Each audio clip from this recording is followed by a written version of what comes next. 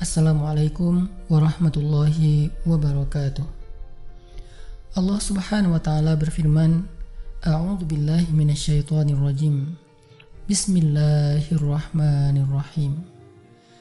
Ya ayyuhalladzina amanu ista'inu bis-sabri was-salah. Innallaha ma'as-sabirin. Innallaha ma'as-sabirin. Wahai orang-orang yang beriman, mintalah pertolongan dengan sabar dan sholat. Sesungguhnya Allah bersama dengan orang-orang yang sabar. Kita sering mendengar ayat ini disampaikan oleh para ulama, para dai, para ustadz, tentang bahwa salah satu di antara cara menjemput pertolongan Allah Subhanahu wa taala itu adalah dengan melakukan ibadah sholat. Pertanyaannya adalah, sholat yang seperti apakah yang bisa menjemput pertolongan Allah dalam kehidupan kita pada saat kita sedang mengalami ujian yang berat? Banyak orang yang bilang, saya sholat tapi kok hidup saya gini-gini aja. Banyak orang yang bilang, saya udah sholat tetapi kok doa saya belum diijabah. Saya udah sholat tapi kok masalah saya masih belum selesai. Saya udah sholat tetapi kok musibah saya terus beruntun, tidak pernah berhenti. Saya udah sholat tapi kok musibah terus terjadi dalam hidup saya. Sehingga teman-teman yang dirahmati Allah, kita perlu belajar sholat yang seperti apa yang bisa menjemput pertolongan Allah Subhanahu wa taala secara ajaib.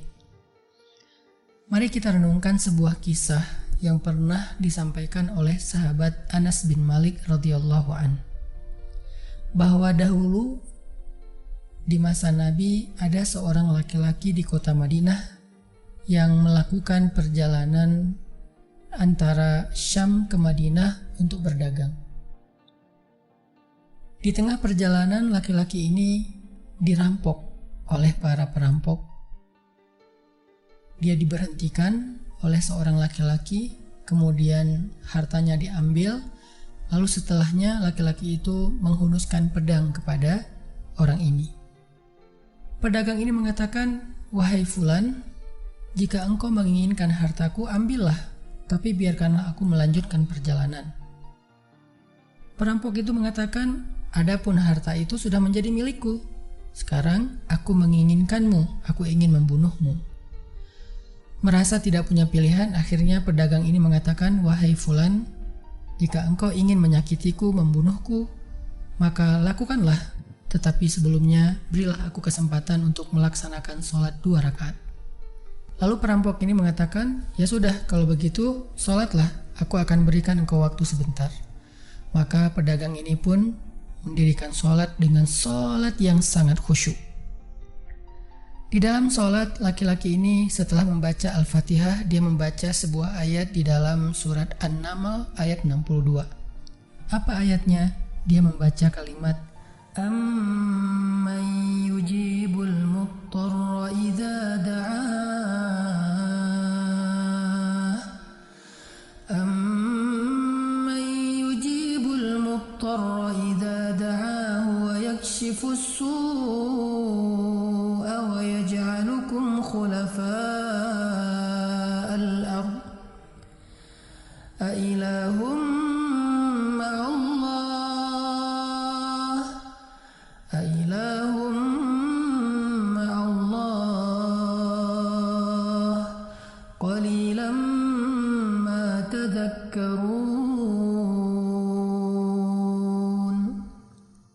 Bukankah dialah Allah yang memperkenankan doa orang yang dalam kesulitan apabila dia berdoa kepadanya, dan menghilangkan kesusahan dan menjadikan kalian sebagai khalifah di muka bumi?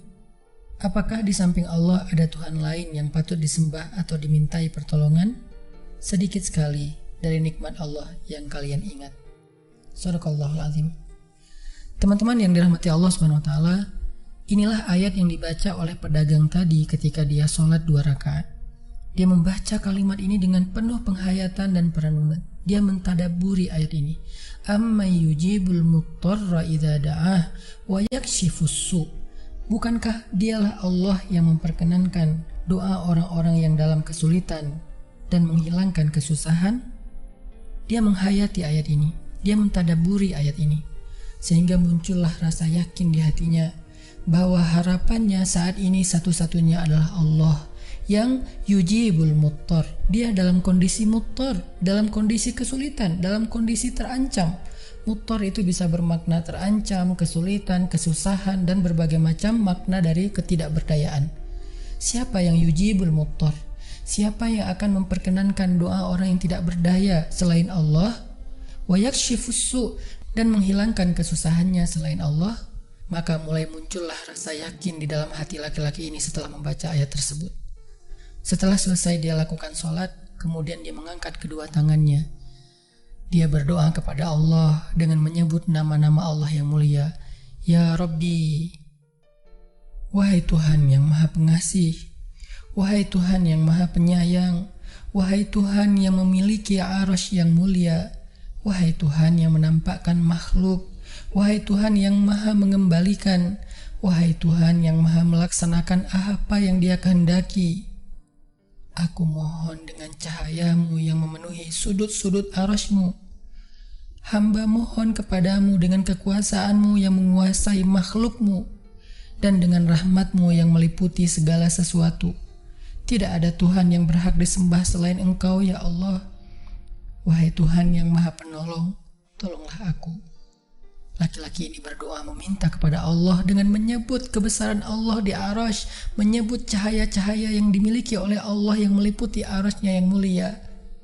Tiba-tiba setelah selesai berdoa, muncullah seorang laki-laki dengan pakaian hijau bercahaya. Dia mengendarai seekor kuda berwarna abu. Dia mengeluarkan pedang. Lalu perampok tadi mencoba untuk menyerang laki-laki berkuda itu. Tetapi laki-laki berkuda itu menendang dengan kudanya sehingga perampok ini terhempas, terjatuh.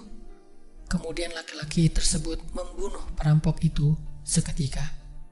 Kemudian pedagang itu bertanya, "Siapakah Tuan?"